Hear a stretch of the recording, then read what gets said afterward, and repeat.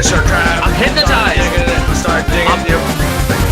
Creature steel. Oh god! Back up, back up, back up! Go. Oh, brother! Bye, Olar. You're fucked. You're fucked. You're fucked, boy. Guys, just put him on. Just put him on.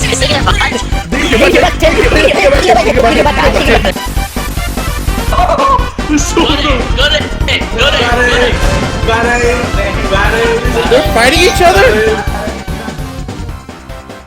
Repo! The only game that has left me dumbfounded by my own friends. Because in the rise of the so-called genre known as friend slop, this game decided to take what Lethal Company laid out and improve upon it while still maintaining aspects that made Lethal Company great when it came out.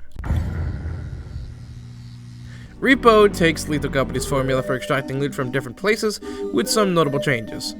Rather than finding loot on different moons and taking it all directly back to our ship and then to the company building, instead we have a truck which takes us to different abandoned buildings throughout the world, and inside of which are extraction machines, or I guess loot chutes if you want to call it that. That's what I call it. Anyways, each of these spawn in random locations, excluding the very first one that we can find upon entering any abandoned building. Each of them has their own value meter as you progress through on each building, increasing level and difficulty, and also increasing the amount of money you have to make and whatnot. Yeah. However, we can't store any loot of any kind on our person. Rather, we use a physics tool, which generates a gravity beam, similar to Gary's mod's, well, gravity gun, with similar utilities, like being able to rotate objects in the air, or extend or retract the beam's length at will. However, each item has its own weight that is affected by what kind of upgrade the player will have at any point, which I'll get into later. Thankfully, we have a hover cart, which is capable of carrying all pieces of loot, as it has no weight limit whatsoever, but does have limited space, meaning it will quickly get full very fast. Additionally, loot is also very fragile, meaning every time any object of value is damaged, it lowers its value until it eventually breaks. This also correlates to what kind of loot you'll pick up or find. Like, for example, if you find a uranium glass cup or plate, it's gonna be very fragile and very prone to breaking if you're not careful.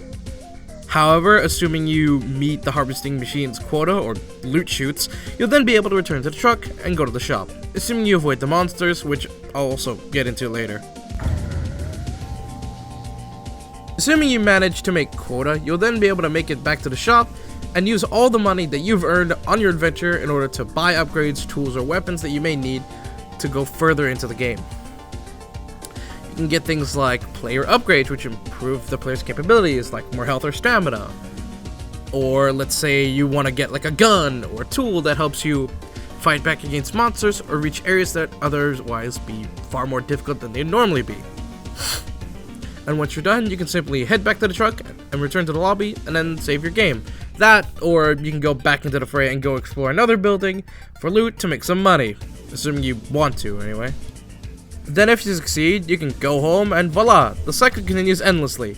But for every building you clear, it also increases an invisible threat meter, while also increasing the loot chance and values of items, but also monsters that you may encounter. Now, in total, there are 19 of them, but I really only want to talk about 3 of them for this video, as I'm gonna get a headache talking about every single one of them. Now, 3 of these guys I feel are generally the most iconic monsters in the game, at least to me. First up is the Huntsman. The Huntsman is a blind, tall, lanky man that walks around fairly slowly, quietly listening in for any sound that you may make. And if you make even a tiny peep, well... However, he is completely blind, so as long as you are quiet as a mouse and don't block his path directly, you'll have nothing really to worry about. Just work around him and be quiet.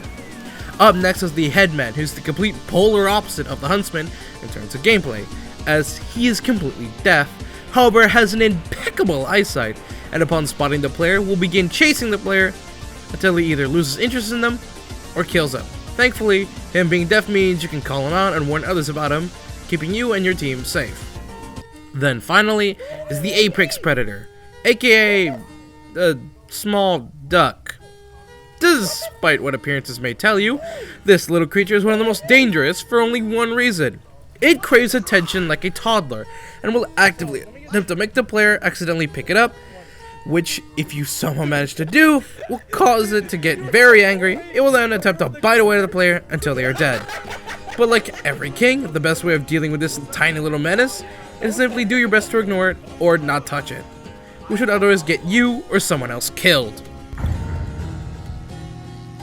Okay, this was originally supposed to be how fun this game is with friends, but I'm going to be completely honest with you. My friends are far too baked for this game because half the time the team is locked in being really quiet, and the other half is trying to rival the Super Saiyan scream because dear God, it's so loud. As well, hold on. Okay, yeah, join. Here you go. 2 pieces of pot. Sit your ass down. Sit down! Bomb, bomb, I ran. Bomb, bomb, bomb, bomb, bomb, I Hey, Chris, that's a minor. Get away. Hold on, I need to explain to him the theory of quantum mechanics. Alright, so basically, you take one atom and another. Shut up! Okay.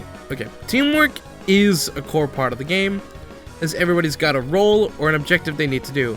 But typically, here's what it goes down to. Someone needs to be the cart man, who pushes around the cart to help collect loot and whatnot. And then there's the scavengers, who help find loot and bring it back to the cart or any extraction machine they find, and then scouts, who keep an eye out for monsters and help kill them. However, in early game, everyone is a scout, because you see, we have no means of killing monsters outside of beating them to death with any random objects, as for some reason, whoever made the repo bots never gave us any functioning hands outside of the gravity tool, and which we cannot sadly use to beat anything with. Rather, we can only grab or lift, meaning you have to grab any random object you may find, like a piece of loot, and beat any monster with it. Or, as a team, all of you collectively grab the same monster and do a heave ho and hit the up, down